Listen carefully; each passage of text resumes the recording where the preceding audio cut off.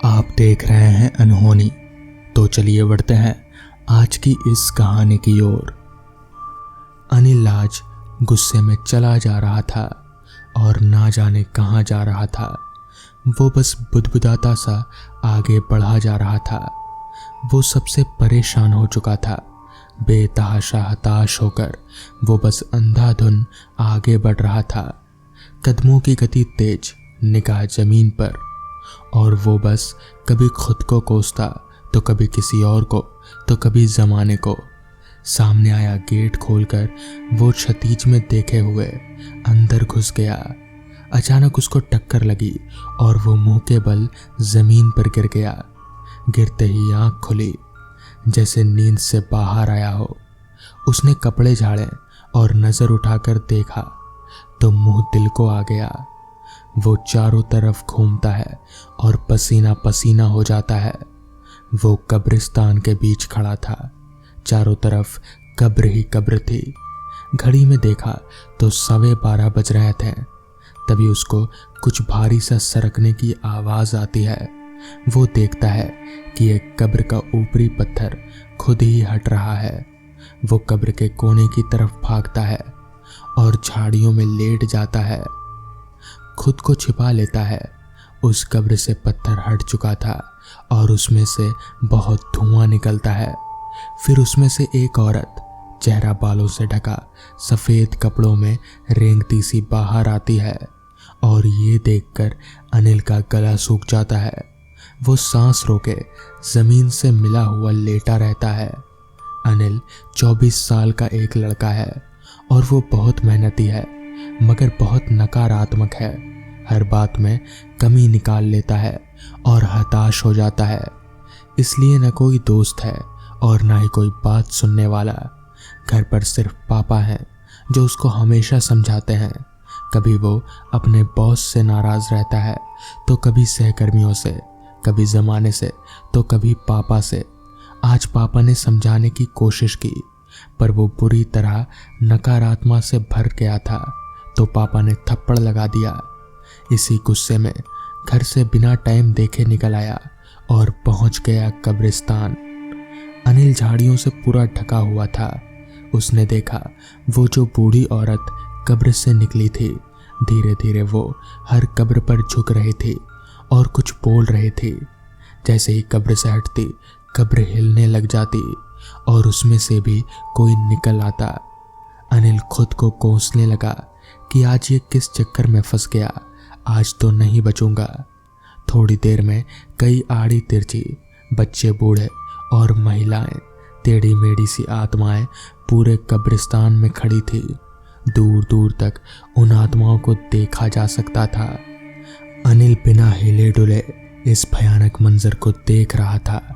तभी सबसे पहले वाली आत्मा अपनी खरखराती आवाज में बोली, और मेरे शैतानों की टोली, शैतानों की दुनिया में खुश तो है ना सब। सभी भूत सिर हिला देते हैं।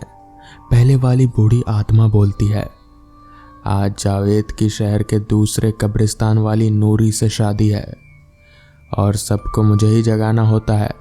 खुद तैयार नहीं हो सकते। तभी एक छोटी बच्ची का भूत बोला, मैं तो तैयार हूं अम्मा, अपनी चमकती ड्रेस को दिखाते हुए। बूढ़ी अम्मा बोली, रूबी, तू तो जब से अपने जन्मदिन के दिन मरी थी तब से इसी ड्रेस में है। तू तो हमेशा तैयार रहती है। सब भूत अजीब सी कर्कश आवाज में हंसते हैं। तभी बूढ़ी अम्मा बोलती है, चलो तैयार हो जाओ। जावेद कहाँ है? एक अस्थि पंजर, आधे शरीर का मांस का लोथड़ा सा आधा कंकाल आगे आ जाता है। यही हूँ अम्मा। तभी बूढ़ी अम्मा बोलती है, ये क्या हाल बना रखा है, जल्दी तैयार हो। सारे भूत अपनी अपनी कब्र में कूद जाते हैं और अगले ही पल सज संवर कर इंसान के जैसे बनकर निकलते हैं। तभी बूढ़ी अम्मा बोलती है, चलो सुबह से पहले वापस आना है। अनिल ने देखा हवा में खुद से ढोल ताशे की आवाज आने लगी। जावेद दूल्हे के कपड़ों में हवा में बैठा हुआ था। उसके नीचे न कोई घोड़ी थी न कोई बग्गी, हवा में सवार था। शहनाई की आवाज़ चारों ओर गूंज रही थी। वो हक्का बक्का सा ये सब देख रहा था। तभी उसको आवाज़ आई, आप यहाँ क्यों लेटे हो अंकल? अनिल का तो खून सूख गया। पीछे मुड़कर देखा तो वही छोटी बच्ची की आत्मा रूबी खड़ी थी। तभी वो बोली, उठो अंकल, बारात में नहीं चलना। अनिल खुद को संभालते हुए उठा। रूबी ने उसका हाथ पकड़ा तो अनिल को ऐसा लगा जैसे बर्फ में हाथ दे दिया हो। रूबी उसे खींचकर भूतों की बारात में ले गई। अनिल समझ गया कि अगर कुछ भी बोला या कोई भी हरकत की तो आज ये सब उसकी बलि चढ़ा देंगे। वो सक पकाता सा बारात में शामिल हो गया। बारात कब्रिस्तान से रोड पर आ गई और खूब इंसानों की बारात सी रौनक थी। खूब आवाज़ें हो रही थी, मगर जैसे बाहर मानो वो किसी को दिखाई ही नहीं दे रहे थे और ना ही सुनाई पड़ रहे थे। बारात चले जा रही थी और वो भूत भी आराम आराम से आगे बढ़ रहे थे।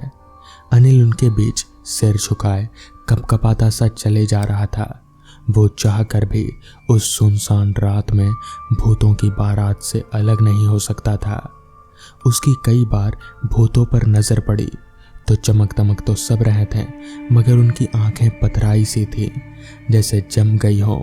सब बस चले जा रहे थे। थोड़ी ही देर में दूसरे कब्रिस्तान पर पहुंच गए। पूरा कब्रिस्तान सजा हुआ था, रोशनी से जगमगा रहा था जैसे कोई बैंकेट हॉल हो। दरवाजे पर बहुत से भूत खड़े थे। बारात अंदर घुसी और कुछ भूत जावेद को अंदर ले गए। तभी एक बुजुर्ग भूत, जिसका एक हाथ की जगह बस हड्डी ही थी, बूढ़ी अम्मा के पास आया और बोला, कैसी हो अम्मा? इस पर बूढ़ी अम्मा बोली, अरे रौनक, बस इस शैतानों की दुनिया को बसाने में लगी हूँ। हमारा और है ही कौन, इसलिए सब कब्रिस्तान के शैतानों को जोड़ती रहती हूँ। तभी बुजुर्ग भूत बोला, अरे अम्मा, आपकी पहल के कारण ही तो ये शैतानी दुनिया बसी है और ये कार्यक्रम हो जाते हैं, वरना सब अभी अपनी अपनी कब्रों में दबे रहते हैं।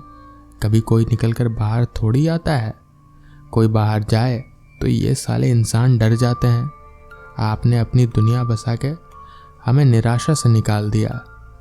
बूढ़ी औरत कुछ खाने का इंतज़ाम है या नहीं पूछती है तो इस पर वो बूढ़ा भूत बोलता है, अरे अम्मा, आपके यहाँ से बारात आई है, आओ, सब इंतज़ाम है। और बूढ़ी आत्मा को अंदर ले जाता है। अनिल ने ये सब न कभी सुना था और न कभी देखा था। ये सब उसकी सोच से परे था। वो डर रहा था, इन शैतानों में अगर किसी ने उसे पकड़ लिया तो जिंदा दफना देंगे ये लोग। वो आगे बढ़ा, खाने की पंगत में बैठ गया। पत्तल खुद ही लगी और तरह तरह के स्वादिष्ट पकवान हवा में उड़ते हुए पत्तलों पर सजने लगे। सूखी सब्जी, रसीली सब्जी, पूड़ी, खस्ता, मिठाई और रायता, सब कुछ खुद से उड़ उड़कर पत्तलों में सज रहा था। सबने खाना शुरू किया तो अनिल ने देखा वो लोग चबा नहीं रहे हैं, वो बस मुंह तक ले जाते और कोर अपने आप गायब हो जाता। जिस किसी भूत पर भी कुछ भी कम पड़ जाता वो चीज खुद ही उड़कर उनके पत्तलों पर आ जाती। भूत धुआंधार खाए जा रहे थे। अनिल भी चुपचाप खाने का नाटक कर रहा था। थोड़ी देर में सब उठने लगे तो अनिल भी उनमें शामिल हो गया। अनिल ने देखा उठते ही पत्तल आदि सब गायब हो गया। अब सब लोग खड़े हो गए और जावेद नूरी की शादी देखने लगे। नूरी भी पूरी दुल्हन बनी हुई थी और कोई कह नहीं सकता था कि ये इंसान नहीं है। जैसे ही शादी संपन्न हुई सब भूत खुशी से नाचने लगे। तभी बूढ़ी आत्मा बोली, अरे अब बस भी करो, रौनक 2:30 बज रहा है, विदा करो हमें, 4 बजे सूरज निकल आएगा।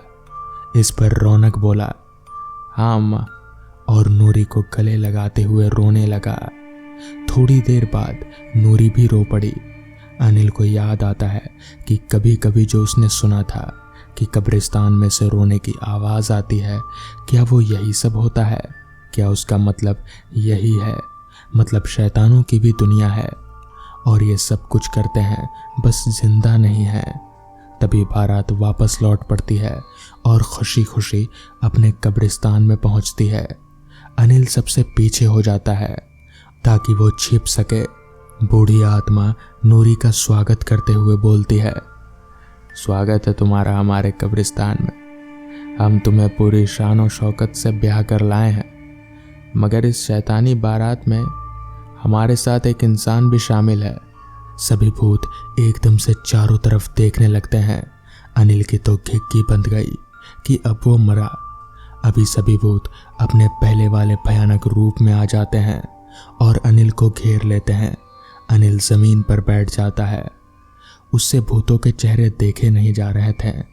तभी बूढ़ी आत्मा बोलती है, रुको सभी, कुछ मत करना इसे, यह बहुत ही हताश आदमी है।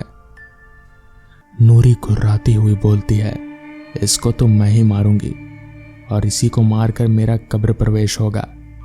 अनिल ने सिर उठाकर नूरी की तरफ देखा तो वो डायन बन चुकी थी। जगह जगह से उतला चेहरा वो देख नहीं पाया। तभी बूढ़ी आत्मा बोली, नहीं नूरी, इसे मत मारना, ये इतना नकारात्मक है कि ये पहले ही मर चुका है। हम तो शरीर छोड़ चुके हैं, यह तो जीने की आस ही छोड़ चुका है। जा, चला जा यहाँ से, तुझे मारकर भी कोई फायदा नहीं, तू पहले ही मरा हुआ है। अनिल की आंखों में आंसू आ जाते हैं और वो कब्रिस्तान से निकलकर वापस अपने घर आ जाता है। और उस दिन के बाद से अनिल पूरी कोशिश करता है अपनी जिंदगी को खुलकर जीने की, क्योंकि उसने ये मुर्दों से सीखा था।